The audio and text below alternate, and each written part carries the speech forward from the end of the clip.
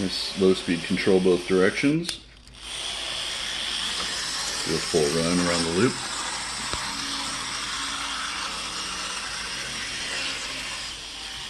Slow it down a bit.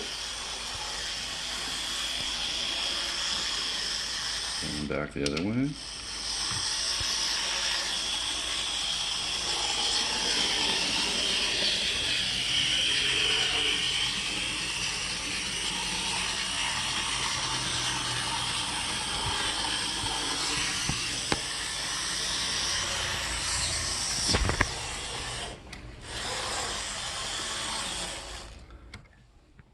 And this was a couple of fixes here.